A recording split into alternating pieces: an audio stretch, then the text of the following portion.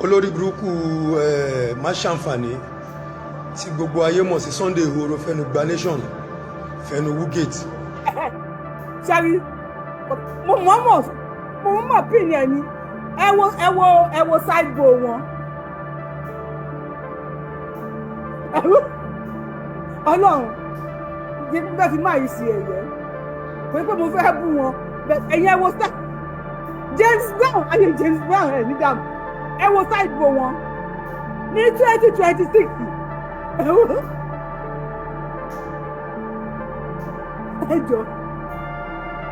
ẹjọ ẹ bá mi wo ṣáìgbò wọn silent one mo like àwọn fáṣọ ẹ wo ṣáìgbò wọn adótì ìṣe ẹni tó wà lórí TikTok ẹ lè wá wọn lórí YouTube adótì máa ń fa ṣáìgbò ẹ máa wálẹ̀ báyìí wọ́n bá wá débi bíi àwọn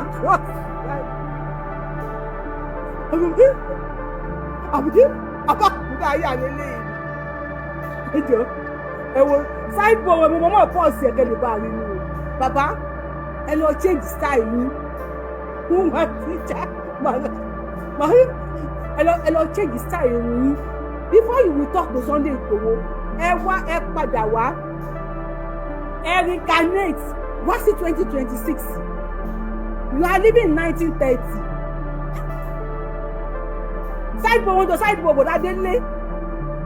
ẹ wá ní ṣáìgbò yẹn ó jọ ti bọ̀dá délé bàbá yẹn ó lè mú tí 1970 man bọ̀dá délé ó lè mú 500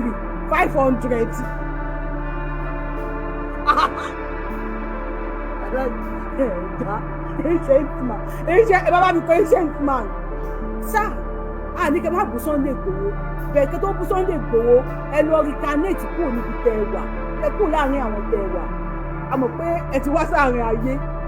ẹni kọ́ńkọ́ tún yín mold sí 2026 nobody tó sì ṣe ṣáàgbò tẹ̀ ṣe yẹn náà ẹ̀ wò náà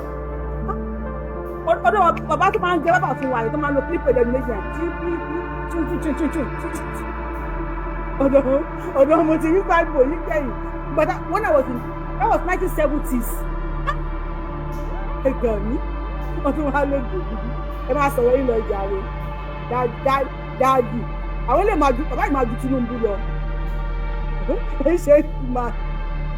ọlọ́run bàbá yìí ó máa ju Tinubu lọ tó yẹ sọ̀rọ̀ ẹ dẹ̀ wá mi bí o ẹ lè wá mi kẹ́ máa wò mí o ẹ lè ń wò mí àbí mo lè láìkì ẹ jẹ́ kí n orin tàkà kúfè wẹ̀rẹ̀ rẹ̀. Yeah, once again, pé báwọn ayé àtẹ̀tẹ̀ bá ń wúkọ́ nìyàwó àti wọ́n fẹ́ sọ máa ọlọ́run máa yí ancestor ni máa yí ancestor ni àbúdá ayà mo lè ti wá gan ẹsẹ̀ rẹ̀. Yeah, once again, olórí burúkú má ṣàǹfààní tí gbogbo ayé mọ̀ sí Sunday Igboho fẹnu gba nation fẹnu wúgate tẹ́tí bẹ̀lẹ̀ jẹ́ kó gbọ́ olórí burúkú ààrẹ arógbòbògbò jẹ́ ọmọ ìrankíran tí ń fa bíáyà sọrí gbogbo àwọn bloggers tó ń pè jáde kí wọ́n máa sọ̀rọ̀ sí Ìbà Gani Adams the 15th Ààrẹ Ọ̀nà Kakanfò of Yorùbá land lóògùn ọ̀fẹ́ o bàbá kò ń ṣẹrù ẹ o sori tó bá fẹ́ káyé ẹ bàjẹ́ kí ó bá fẹ́ káyé ẹ ta ìwọ Sunday Igboho fẹnu gba nation pé àwọn ajá bloggers yẹ. bàbá yìí ó máa láìpẹ́ tó máa bẹ tìrìtìrì làwọn ẹ̀ṣẹ̀ ọlọ́run irun mú wọn yẹn ẹ pé wọ́n fi irun mú ṣe fẹ́ǹsì ètò ẹ pé ó fi irun mú agbágbọ́ àfi irun mú dẹdọ́ bí ṣáṣú kọ́láwọlé gbé irun mú dẹ ó fi irun mú ṣe fẹ́ǹsì ètò ìgbà tí tìrìtìrì ṣì jẹ́ tìrìtìrì tó máa ń yọ fóòmù lórí yẹn tó bá ti mú tìrìtìrì irun yẹn ló máa ń kó ọlọ́run mo dẹ̀ láìkí máa yí o àdá fún yín gíláàsì Stevie Wonder ló ń lò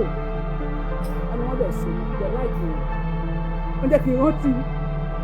bàbá tó máa ń gẹrun fún wa bàbá yẹn lè so rest in peace. Tí Ààrẹ Ọ̀nà Kakanfò of Yorùbá land lóògùn ọ̀fẹ́ o bàbá kò ń ṣẹrù ẹ o sori tó bá fẹ́ káyé ẹ bàjẹ́ kí ó bá fẹ́ káyé ẹ ta ìwọ Sunday Igboho fẹnu gba nation pé àwọn ajá bloggers yẹ pé wọ́n so kọ́ṣọ́ọ̀nù wọn àti ìyá olórí burúkú olóbò pàǹpà gbogbo àwọn tó ń fún lówó lábẹ́nu gbogbo àwọn bloggers àti àwọn tí tiẹ̀ wọ́n kíní pay Facebook tí wọ́n náà create lọ́tún lọ́sì. ètò ìsìn olóbò pàǹpà ẹ pé àwọn bàbá yẹn láyé àti ọkọ máa ti sọ̀rọ̀ débi kan máa fọwọ́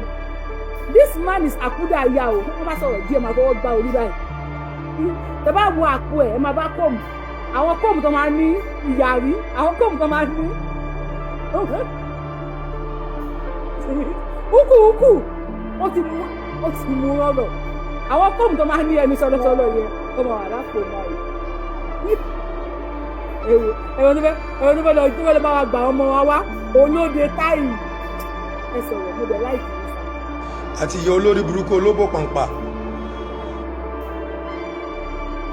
nìjí èyí Yorùbá man wẹ́rẹ́rẹ́ o wẹ́rẹ́ ẹjọ́ torí Ọlọ́run ta ló ṣí ọgbà wèrè kalẹ̀ o patient yìí kan ti escape o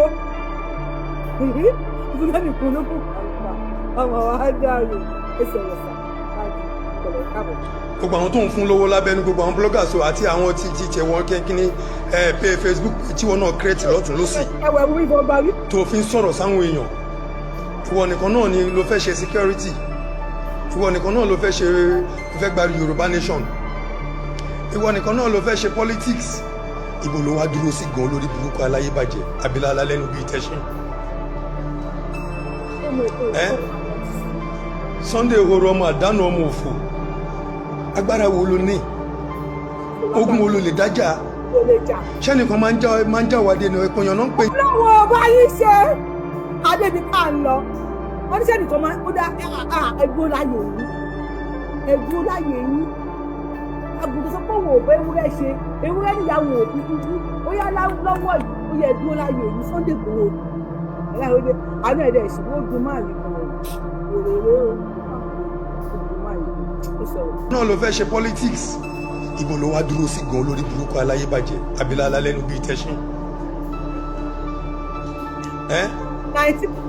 Sunday ehoro ọmọ àdánù ọmọ òfò agbára wo ló ní ogun wo ló lè dájà sẹ́nìkan máa ń já wádìí ẹni ìpọnyàn náà ń pè ń jọ mọ́. ọ̀pọ̀ èèyàn bàbá onírun 1930 bàbá onírun 1930 ẹ wò. sá ti padà kán lúgbó ẹ̀yin àlàyé ọ̀rọ̀ ẹ wò ayọ̀ abara bí n tilẹ̀ lè yọ ẹ̀yin èèyàn mi ẹ má jẹ. bàbá onírun 1930 tẹ bá wà mí tẹ bá ń wò mí ẹ wo èrò ọmọ ní ẹni Yorùbá òkò ẹni Yorùbá òkò ẹni Yorùbá òkò ẹ wo àwọn Àmọ̀tẹ́kùn OPC àwọn kinní kan ẹ̀yin nìkan lẹ dá dúró ẹni burúkú èkejì ara ẹ wo àwọn èèyàn bí wọ́n ṣe ṣí lọ́tún lọ́sì from everywhere máa pè mí fún ọ̀nà àmọ́ ṣe fàájì lọ́wọ́ from everywhere bí ẹwọ́ ẹ̀sẹ̀ àwọn èèyàn àti sáré gèèfù ó yá ọ̀rọ̀ aládùúgbò ti dúró tán ìyá yìí ẹgbẹ́ kẹfù ẹgbẹ́ ìyá ìró kẹyìn síbi àdìsá ìró ẹkùn ní sẹ́ẹ̀ ó yá àdìsá kí lè má mi tún so mọ́ di kí lè méjì so mọ́ di olóyè ẹ má bẹ̀rù sólẹ̀ ẹ wò ìwé kún ní sẹ́ẹ̀ àwọn èèyàn gbọ́ àgbọ̀ kankan ẹ wo èrò lọ́tún lọ́sì ẹ gbọ́ àwọn ìwé kún ní ọkọ̀ náà wà ń bẹ̀ àwọn OPC àwọn Àmọ̀tẹ́kùn àwọn ọlọ́pàá àwọn fìjìláńtẹ́ àwọn ẹ bá mi dákọ̀ àwọn security network lórí iléeṣì àwọn sójà àwọn pólísì àkọ́bí ọmọlódó dé ooo àbí Tinubu ó dúró lẹ́yìn Sunday Igboho ló ní ní Sunday wọ́n dey go what's up ó dùn bàbá onírun 1930 wọn máa play fídíò yìí tán tí má ti play ẹ̀ tójú bá ń dùn tó pẹ́ lògò dúdú bàbá onírun 1930 mi dẹ̀ mọ́ lùpẹ̀ DSS God bless you àti DSS àti IGG àti MMM àti oṣooṣo àti gbogbo èèyàn ló tẹ̀lé Sunday Igboho ẹ̀yin àtàwọn Fúlàní nìkan ní tẹ̀lé Sunday Igboho àdẹ̀bínú because minus 4% gan lẹ jẹ́.